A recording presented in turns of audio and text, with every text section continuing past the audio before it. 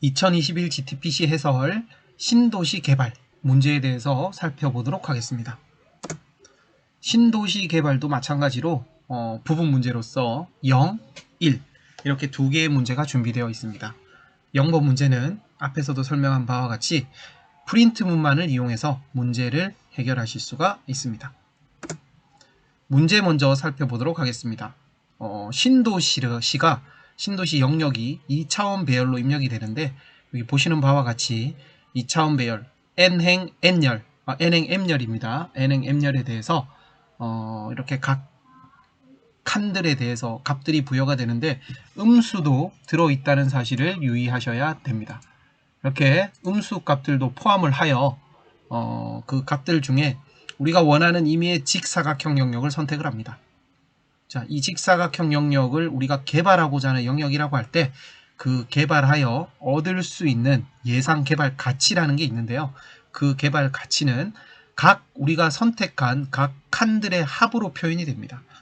예를 들어서 1,1 영역에서 2,2 영역에 걸친 이 직사각형을 개발한다고 했을 때 이때 우리가 예상하는 개발 가치는 1, 5, 4, 0을 더한 10이 그 가치가 되겠습니다. 자, 그래서 이 주어진 지도, 0번 문제는 이 주어진 지도에서 우리가 얻을 수 있는 5행 5열의 지도에서 얻을 수 있는 가장 큰 개발 가치를 구하는 것이 문제가 되겠습니다. 자, 신도시 개발 1을 풀기 위해서는 이 문제를 해결할 수 있는 일반적인 방법을 생각을 해야 됩니다. 하지만 이 0번 문제는 출력만 하면 되기 때문에 우리가 직관적으로 가장 커 보이는 값들을 찾아서 출력하면 되겠습니다. 자, 일단 먼저 한번 살펴보겠습니다. 자, 예시에서 주어진 직사각형, 정사각형이네요. 5행 5열의 정사각형에서 여러 가지 시도를 해보면 최대값이 34가 됨을 알 수 있습니다. 자, 우리가 이렇게 사람이 눈으로 이렇게 해결하는 경우를 우리가 직관적으로 휴리스틱적인 방법을 쓸 수 있죠. 다양한 형태로 접근할 수 있는데 음수 마이너스 10을 포함해야 될지 말지 이런 것들을 고민을 해서 적당하게 찾아보면 다음과 같은 영역이 가장 커짐을 알 수 있습니다. 왜냐면요, 자, 위에서부터 윗줄을 보시면 1, 5, 마이너스 1, 1이면 이거 전체를 포함했을 때 마이너스 1이 있기는 하지만 1하고 5를 포함하고 있기 때문에 전체를 포함하는 게 더 크다는 사실을 알 수 있어요. 그런데 1, 5만 해도 6이고 2까지 해도 6이지만 저 아래 칸을 보시면 4와 3이 포함되므로 이렇게 확장해 나가는 것이 더 이득임을 알 수 있고요. 이와 같은 방법으로 3, 2, 6, 2까지 확장을 시키다가 이제 마이너스 10을 고민을 해야 되는데 마이너스 10이 있고 이 네 칸을 보시면 네 열을 보시면 6이고 마이너스 10이라서 좀 손해를 보지만 그 밑에 있는 3, 4, 5의 합이 이렇게 전체를 했을 때 이 마이너스 10을 다 소거하고도 더 양수로 올라오기 때문에 이 전체의 합을 구했을 때 일단은 가장 큰지는 모르겠지만 우리가 원하는 적당히 큰 값임을 알 수 있습니다. 이래서 이 값들을 다 더해보면 34라는 사실을 알 수 있고요. 자, 그 다음에 지금 여기서 이렇게 확장을 해서 전체를 골라도 34가 됨을 알 수 있습니다. 왜냐하면 여기 10을 뺐지만 2, 1, 7을 더하면 또 10이 되기 때문에 여기는 전체 합이 0입니다. 따라서 이렇게 큰 땅을 다 고르더라도 34가 됨을 알 수 있습니다. 그래서 이 문제는 어렵지 않게 프린트 문으로 34를 출력하면 되겠습니다. 하지만 우리가 여기서 고민할 필요가 없는 게 예를 들어서 우리가 출력을 했는데 오답이 나왔어요. 오답이 나오더라도 다시 재제출, 페널티가 좀 있긴 하지만 재제출을 할 수 있기 때문에 다시 제출한다면 언젠가는 반드시 정답을 맞출 수 있기 때문에 우리가 두려움을 버리고 계속 도전할 필요가 있습니다. 자, 우리가 계속 도전하다가 페널티가 많아지고 많이 틀리게 되더라도 우리 GTPC 같은 경우에는 또 다른 이벤트 상품 같은 것들 중에 많이 틀리면서 맞춘 팀에게 주는 상이 있을 수도 있습니다. 그래서 그런 이벤트 특별상도 도전해 볼 수 있는 가치가 있으므로 다양한 시도를 할 수가 있습니다. 그래서 신도시 개발 0번은 쉽게 해결하실 수가 있을 걸로 판단이 됩니다. 자, 이제 신도시 개발 1에 대해서 살펴보도록 하겠습니다. 자, 신도시 개발 1은 앞선 문제와 패턴은 동일하지만 입력이 주어집니다. 자, 여기 입력 예시를 보시면 행과 열의 수가 주어지고요. 3행 3열, 그 다음에 각 행열 값이 이렇게 직접 들어오기 때문에 우리가 스캔F나 인풋문을 이용해서 2차원 배열 또는 리스트에 이 값들을 저장해서 다룰 수 있어야 됩니다. 자, 그래서 입력을 처리를 하고 메모리에 변수에 이 값들을 잘 저장하는 방법에 대해서도 익혀두어야지만 이 문제에 대해서 접근을 할 수가 있고요. 그렇게 입력이 된 상태에서 우리가 문제를 해결하기 위한 또 아이디어 또한 아주 중요하니까 이 문제 해설을 통해서 이해해 보시기 바랍니다. 입력 크기부터 살펴보도록 하겠습니다. 자, 입력 크기의 최대값은 행 50, 열 50. 그래서 50 곱하기 50개의 값을 가질 수 있는 행열이 주어집니다. 자, 우리가 문제를 처음 해결할 때 가장 쉽게, 가장 먼저 생각해 봐야 할, 고려해 보아야 될 방법이 브루트 폴스라고 하는 방법입니다. 브루트 폴스는 가능한 모든 것들을, 모든 후보들을 다 나열해 놓고 일일이 다 구해보는 방법으로서 항상 답을 찾을 수가 있습니다.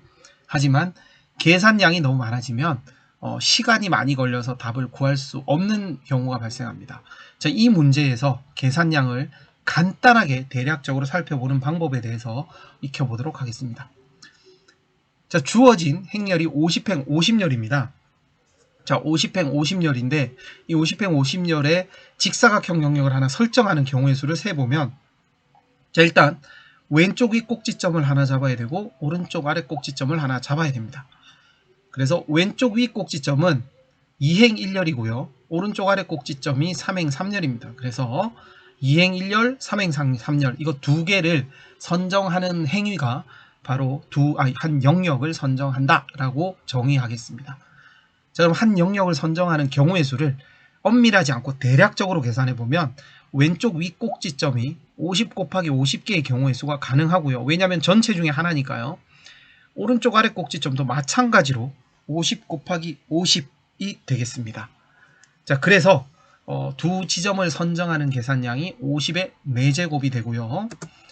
자, 영역을 선정한다고 끝이 아니라 그 영역 내부의 값들의 합을 구해야 되니까 개발 가치, 예상구역의 개발 가치를 구하기 위해서 또 50 곱하기 50의 연산을 해야 되기 때문에 전체 계산량은 약 50의 6제곱, 약 156억 번의 계산이 필요합니다. 자, 우리가 이 156억 번, 뒤로 잠깐 넘어갔었는데요. 이거를 계산하기 위해서 얼마나 많은 시간이 걸릴까를 우리가 추측해 볼 수 있는데, 우리가 이러한 문제 해결 프로그래밍에서는 보통 1초에 계산할 수 있는 계산량을 약 1초 내외로, 1억 내외로 봅니다. 1억. 자, 하지만 뭐 시스템 성능이라든지 서버의 상태에 따라서 좀 달라지기는 합니다만 1억에서 많게는 10배 정도, 10억까지도 허용 범위로 보거든요.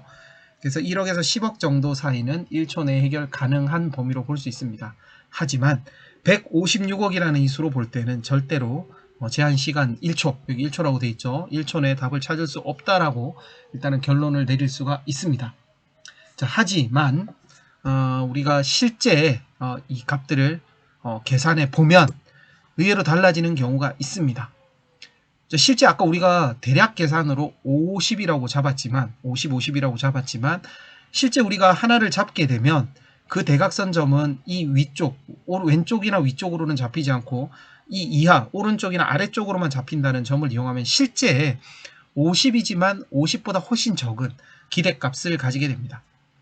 그 기대값으로 우리가 수학적으로 계산할 수는 있지만 실제 코드를 작성해서 한번 돌려보면 얼마가 나오냐. 지금 제가 이 작성한 코드가 50 x 50을 다 받아서 50 x 50을 다 처리해서 여기 보시면 입력, 그 다음에 처리가 왼쪽 윗영역 잡는 이중포, 오른쪽 아래 영역 잡는 이중포, 그 다음에 전체를 계산하는 이중포, 총 6중포가 돌게 돼서 나우드를 계속 갱신하면서 최대 그 가치값을 구해내는 6중포문을 작성한 코드를 보여드리고 있습니다.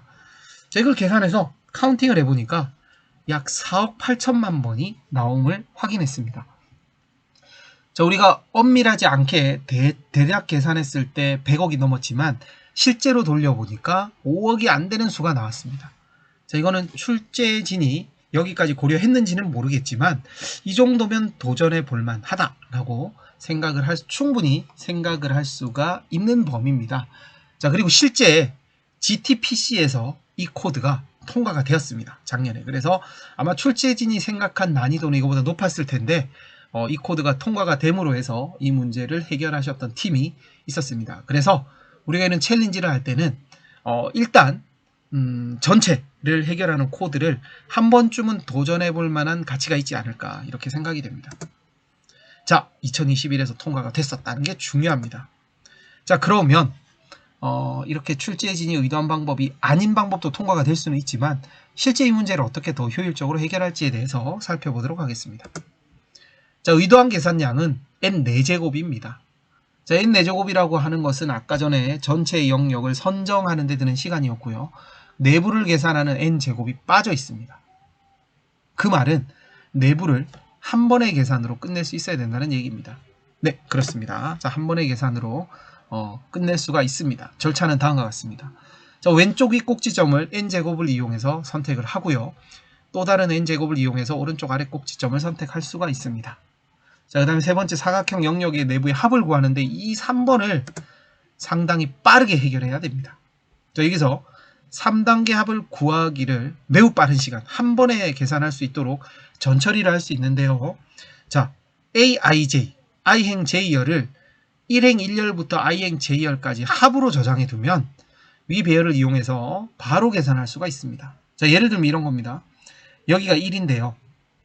여기가 5죠? 그럼 5가 아니라 여기가 1행 1열부터 여기까지 6으로 계산을 하고요. 여기는 마이너스 4로 계산을 하는 겁니다. 저장을 하는 겁니다.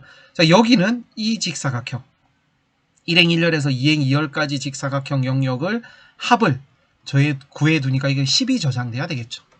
자, 이와 같은 방법으로 하는 방식을 우리는 프리픽스 썸 또는 누적합이라고 합니다. 2차원 행렬도 누적합을 도입할 수 있는데요. 방금 제가 말한 단계를 표로 살펴보겠습니다. 1이니까 1이고요. 5니까 6이 되고요. 10이니까 여기까지 마이너스 4가 됩니다. 자, 여기 4니까 5가 되고요. 0이니까 10이 되고요. 3이니까 10이 됐다는 얘기는 아까 계산했죠. 여기 3은 이거 전부 더한 거죠. 그러면은 마이너스 10에 의해서 3이 됨을 알 수 있습니다. 자, 그럼 이 값을, 이 노란 값을 어떻게 빨리 계산할까요? 바로바로 계산하는 방법이 있습니다. 잘 보세요. 제가 여기다가 색깔을 칠해놨는데 이 노란 칸이 새로 정해지는 값이고요. 이 회색 칸, 여기 뒤에를 보시면 회색 칸 두 개를 이용합니다. 자, 15가 어떻게 계산되는지를 한번 생각해 보겠습니다. 자, 15가 계산되기 전에 2라는 값이 추가가 되는데 그 전에 이 15는 이 직사각형 영역에 합이 되잖아요. 이 직사각형 영역에 합이 되는데 여기 회색 10은 그 위에 하나 작은 2행 2열짜리 직사각형의 합을 이미 계산하고 갖고 있고요. 왼쪽에 8은 이 1행 3열짜리, 3행 1열짜리 이 길쭉한 직사각형의 합을 갖고 있어요. 즉 10에다가 8을 더하면 이런 형태의 합이 되는데 여기는 이 사각형 영역이 두 번 더해짐을 알 수 있습니다. 자, 그래서 이 빨간 영역을 빼주면 여기에 합을 구할 수 있고요. 이 영역의 합을 구할 수 있고 거기다가 새로 입력되는 값을 더해주면 이 직사각형 영역의 합을 구할 수가 있습니다. 자, 정리하겠습니다. 자, 다음 빨간 1행 1열에서 2행 1열에서 3행 3열까지 위와 같이 이렇게 계산된 값을 저장해 둔다면 이 빨간 사각형의 합을 누적합 배열, 방금 만든 이 누적합 배열을 이게 입력이고요. 이게 누적합 배열인데 누적합 배열을 이용하면 어떻게 구할 수 있냐? 여기 14라는 값이 전체 합이죠. 전체 합에다가 여기 영역을 빼주면 14에서 4를 빼주면 여기 10이라는 값을 손쉽게 구할 수가 있습니다. 따라서 2행 1열에서 3행 3열까지 합은 A 3행 3열 그러니까 14 빼기 1행 3열 14에서 4를 빼는데 음수니까 더해져서 18이 됨을 알 수가 있습니다. 자, 이 방식을 이용해서 코드를 구현하면 다음과 같습니다. 자, 이 누적합 배열은 앞으로도 많이 활용되니까 선생님들께서 이 코드를 잘 분석을 하셔서 이해를 해두신다면 다음번에 유사한 문제가 출제된다면 매우 빠른 시간에 각 영역의 합을 구할 수가 있습니다. 자, 지금 10행에서 12행, 이 행 부분이 바로 누적합 배열을 만드는 부분입니다. aij를 구하기 위해서 ij-1 더하기 i-1j, 이게 두 개가 아까 앞선 그림에서 회색 셀들이죠. 얘를 더해주고 두 번 더해진 영역을 한 번 빼주는 포함 배제를 하기 위해서 ai-1, j-1을 빼주면 됩니다. 그렇게 하면 aij는 1행 1열에서 i행 j열까지 걸쳐 있는 직사각형의 합이 저장이 될 거고요. 이 합이 저장이 된 상태에서 우리가 각 영역, 위쪽, 위에 두 포문이 왼쪽 위에 영역의 시작을 고르는 거고요. 아래줄 두 포문이 오른쪽 아래의 꼭지점을 고르는 그 포문이 되겠습니다. 자, 이건 4개를 이용해서 모든 영역에 대해서 각 영역을 한 번의 계산으로 방금 보여드렸던 포함 배제 방법을 이용해서 한 번의 영역으로 구할 수 있는 방법을 이용해서 n4제곱의 계산량으로 우리가 원하는 답을 구할 수 있음을 확인했습니다. 자, 이와 같이 자료 구조, 이렇게 프리픽스 썸이라고 하는 이런 자료 구조 형태의 편리한 효율적인 알고리즘을 활용해서 문제를 빠르게 해결할 수 있다는 사실을 이해하신다면 앞으로 어려운 문제들도 충분히 접근할 수 있는 가능성이 클 거라고 생각합니다. 자, 하지만 이 문제는 이렇게 풀지 않고서도 통과가 됐었기 때문에 선생님들께서 GTPC 문제를 푸실 때 가능한 모든 경우를 트라이 하는 것도 반드시 한 번쯤은 도전해 볼 필요가 있다라는 정리로서 신도시 개발 문제 설명 마치도록 하겠습니다. 네, 수고하셨습니다. 감사합니다.